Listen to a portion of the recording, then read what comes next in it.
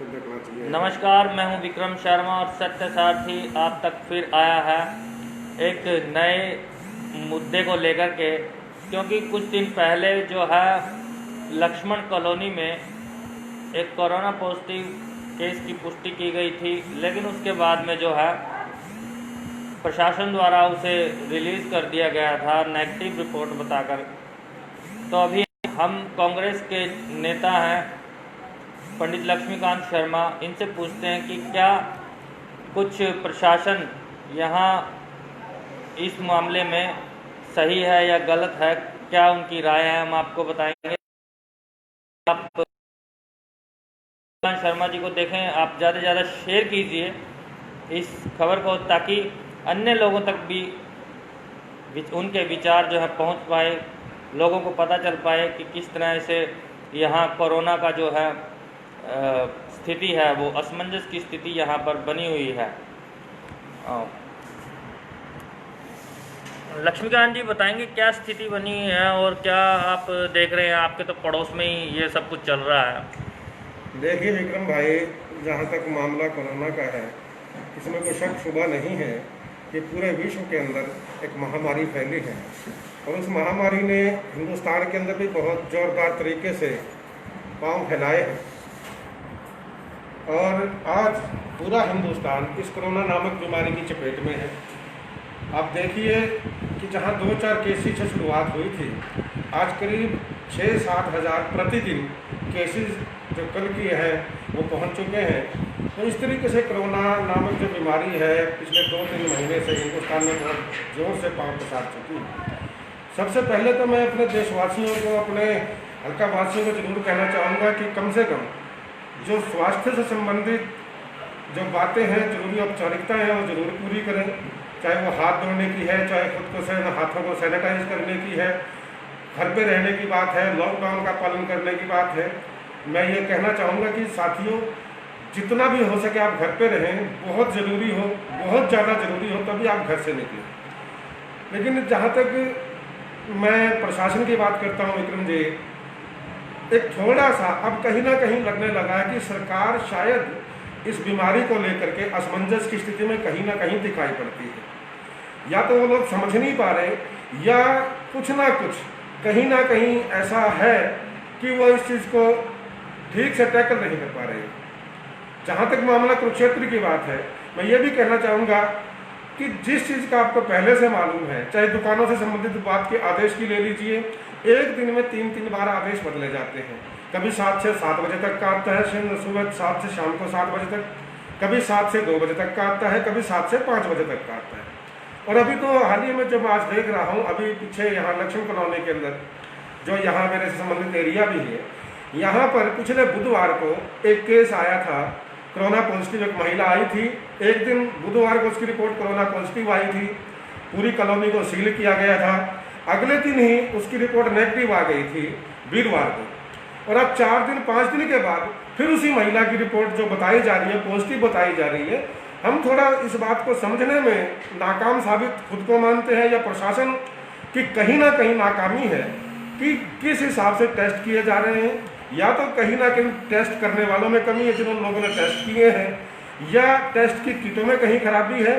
कुछ ना कुछ तो घालमेल कहीं ना कहीं है जो इस बात को साबित करता है कि ये वजह क्या है कि एक दिन तो कोरोना की रिपोर्ट पॉजिटिव आती है, अगले दिन कोरोना की रिपोर्ट नेगेटिव आ जाती है, 4 दिन बाद उसी शख्स की फिर रिपोर्ट पॉजिटिव आ जाती है। मेरी आप लोगों के माध्यम से प्रशासन से दरख्वास्त ये है कि जिस महिला की रिपोर्ट एक दिन पॉजिटिव आई, अगले दिन नेगेटिव आई, कॉलोनी को सील किया हुआ था, पूरी कॉलोनी को खोल दिया गया।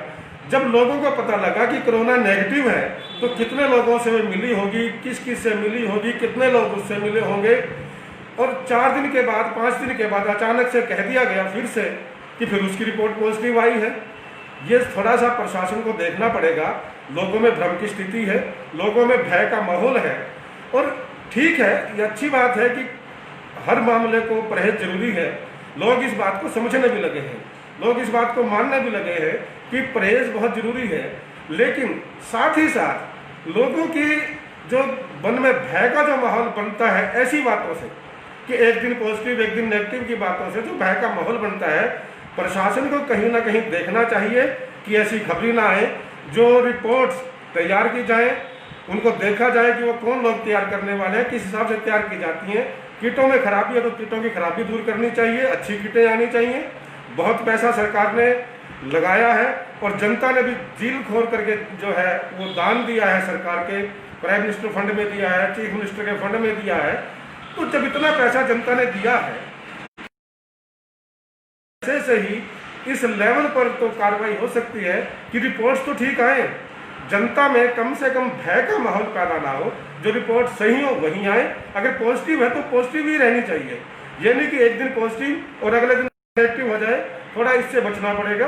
प्रशासन से अनुरोध है कि कम से कम इस मामले में उचित कार्रवाई होनी चाहिए कि जो भी रिपोर्ट जैसे हों वो कम से कम स्ट्रिक्ट रिपोर्ट होनी चाहिए। ये मेरा इस मामले में मानना है। दूसरा, मैं कम से कम एक बात और इस मामले में आज आप लोगों के माध्यम से कहना चाहूँगा।